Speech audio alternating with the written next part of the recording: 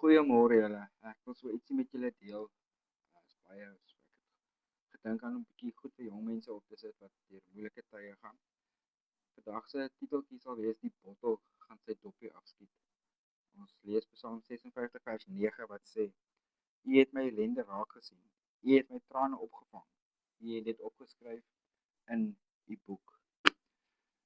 As ons 'n kookbotteltjie of 'n kookbotteltjie of 'n koeldrinkblikkie vat en ons begin hierdie bottel te skud, maar die dopie is steeds opgedraai. Hoe langer jy dit skud, hoe groter druk gaan opbou in hierdie botteltjie.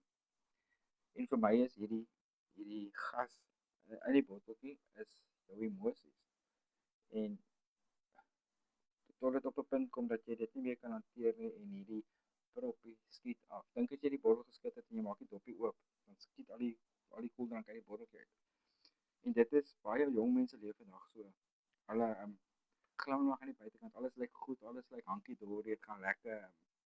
Maar binne is daar pyn, daar's teleurstelling, daar's verwerping, daar's angs of skuldgevoelens.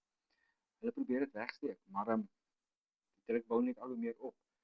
En dan op 'n dag pop hierdie dopie af en hy skiet af en dan kan mense nie verstaan ja, maar hoekom het die persoon so opgetree nie. Hy op sy is nooit so gewees nie.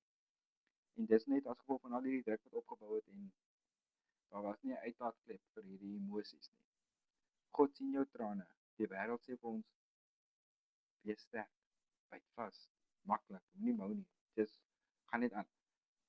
Maar God sê vir jou vandag, ek sien jou. Psalm 56 leer ons dat God nie net ons trane sien nie, hy gee om daaroor. Geen traan gaan verlore by hom nie.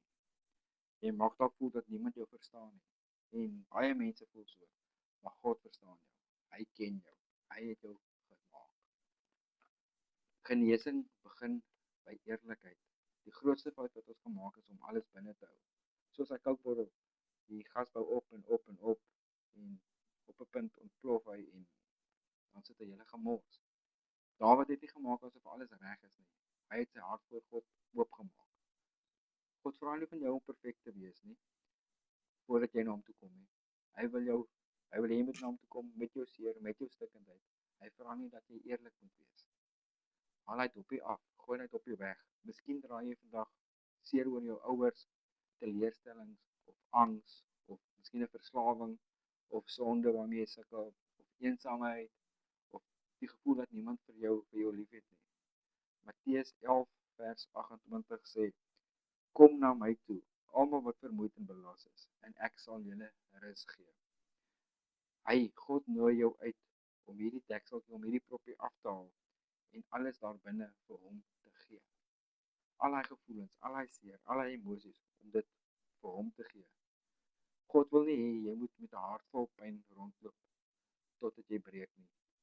Hy wil jou genees, hy wil jou herstel, hy wil vir jou nuwe hoop gee. Onthou hierdie waarheid, God sien elke traan wat jy huil, en hy is naby aan die wat gebroken is van hart. Ons sluit af met 'n kort gebed.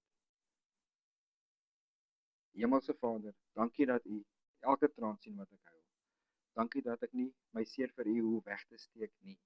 Vandag haal ek hierdie dekseltjie af, ek haal hierdie proppie af, en ek bring my hart na U toe. Genees my, maak my sterk, en help my om op U te vertrou.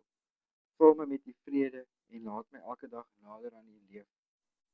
Ek bid dit in Jesus se naam.